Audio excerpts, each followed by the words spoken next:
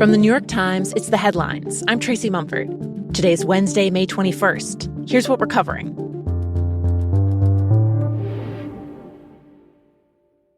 In the House of Representatives, Republican leadership is trying everything they can to push through the spending legislation that's key to President Trump's policy agenda.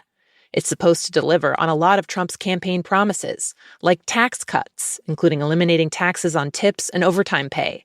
It also raises spending on military and immigration enforcement, while cutting funds for Medicaid, food stamps, and clean energy initiatives.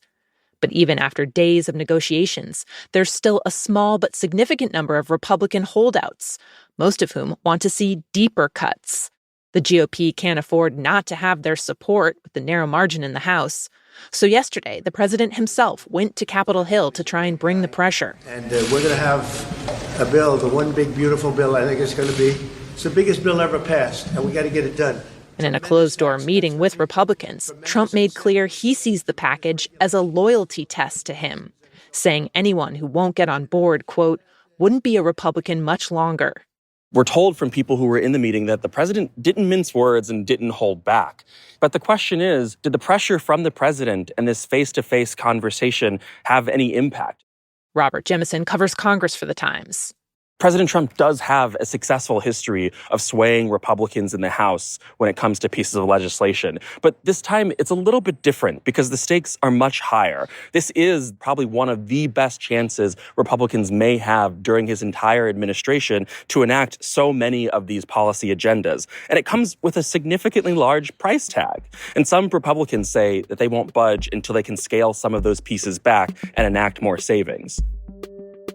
One of the biggest points of debate about the bill is what it will mean for Medicaid. 10 million Americans are expected to lose their insurance if it passes as written, and some of the GOP holdouts want even more Medicaid changes, while more moderate Republicans have been fighting that. The president seems to be on their side. One lawmaker in the meeting said Trump told the holdouts, quote, "Don't cut Medicaid, just shut up about it." At the Capitol, the Rules Committee met all night to try and hash out potential compromises around the bill. House Speaker Mike Johnson has insisted that it get a full vote this week before Memorial Day. In federal court in Boston yesterday, a judge ordered the Trump administration to stop what migrants' lawyers said was another attempt to deport people to countries they are not from. His order came as an unknown number of migrants were being flown to an unknown destination. Immigration lawyers at the hearing said at least 2 migrants had been told they were being sent to South Sudan, where neither is from, a country the State Department advises people not to travel to due to violence. This was a pretty chaotic hearing. The judge asked repeatedly where the plane was.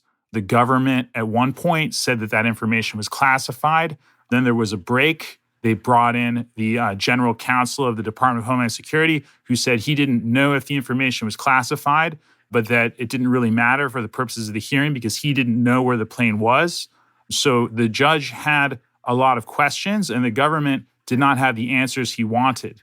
My colleague Mattathias Schwartz was covering the hearing. He says that last month, the same judge, Brian Murphy, ordered the government not to deport people to third-party countries, like El Salvador, where they'd sent some flights, without giving migrants enough time to challenge that. The judge warned the latest flight may have violated his order, saying, quote, "Based on what I've been told, this seems like it may be contempt." He did not order the plane to turn around, but he did say any migrants in Department of Homeland Security custody must not leave U.S. control once the plane landed, at least until a hearing today to determine if they received adequate due process. Secretary Noem, meanwhile, the White House Deputy Chief of Staff recently said that the Trump administration is actively looking at suspending habeas corpus. Kristi Noem, the head of the Department of Homeland Security, faced questions yesterday from senators about the administration's efforts to speed up deportations, and she misstated a key legal principle. So, Secretary Noem, what is habeas corpus? Well, habeas corpus is a constitutional right that the president has to be able to remove people from this country and suspend their right Let me stop you, ma'am. Noem incorrectly described habeas corpus as a presidential authority to remove people from the U.S. It's actually a foundational principle of the Constitution that protects people from unlawful detention. Only Congress has the power to suspend it.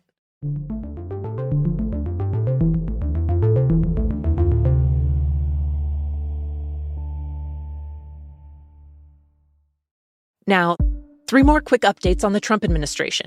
Once fully constructed, the Golden Dome will be capable of intercepting missiles, even if they are launched from other sides of the world and even if they are launched from space.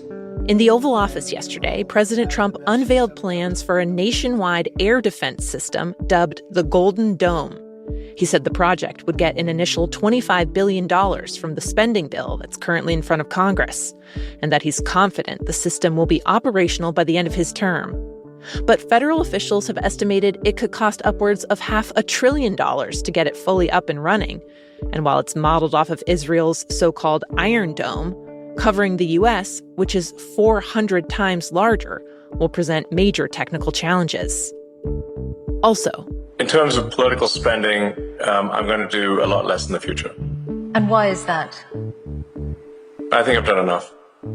In the latest sign that Elon Musk is taking a step back from politics, he said in interviews on Tuesday that he's planning to wind down his campaign contributions and spend less time in Washington, D.C. Musk was the biggest donor of the 2024 election and was a fixture of Trump's first months in office. But the slash-and-burn campaign that his Department of Government Efficiency carried out has generated intense political backlash that has threatened the profits of some of his companies. And for the first time in the U.S., federal officials have approved an effort to ban people from using food stamps to buy soda and energy drinks. Starting next year, Nebraska plans to put the new limitations on residents who get government food assistance, and at least 8 other states are also considering similar restrictions. This kind of ban on sugary drinks failed to get traction for decades because of pushback from food industry trade groups and people who argued that the government shouldn't get to tell people what they can drink. Under the Trump administration, though, with Health Secretary Robert F. Kennedy Jr. and others saying they want to target processed foods and tackle obesity, the effort now seems to be gaining new momentum.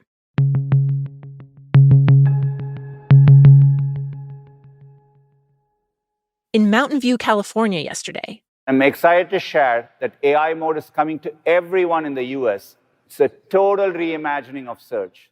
Google announced it's making a major new update to its iconic search engine as it tries to keep up in Silicon Valley's AI arms race. The classic list of blue links that it serves up isn't going away, but now users in the US will see a new tab called AI mode that's, well, a lot like ChatGPT, where you can basically have a conversation with the search engine. When ChatGPT launched a few years ago, Google declared code red, warning that the rise of chatbots could upend its search business, which brings in almost $200 billion a year. It's been trying to figure out how to compete. Over the years, it's introduced some AI features of its own, like those little AI summaries that pop up at the top of searches.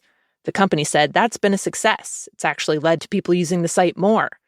Still, there have been a lot of questions swirling about Google's turn to AI, even within the company, including how they'll monetize the new features and the fact that AI chatbots often kick out answers that are just wrong.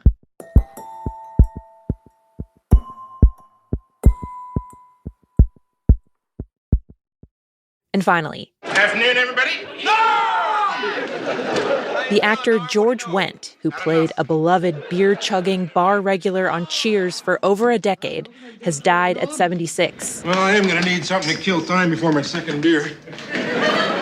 How about a first one? As Norm, he arrived at the bar day after day without fail, as Cheers went on to become the most popular show on television in the late 80s and early 90s. Norm was the regular guy, the everyman. Wendt once said, quote, "He was the prototypical slacker. That's why he was so popular." The actor was born and raised in Chicago, one of 9 kids. He went to Notre Dame for a few years before he had to drop out with a 0.0 GPA.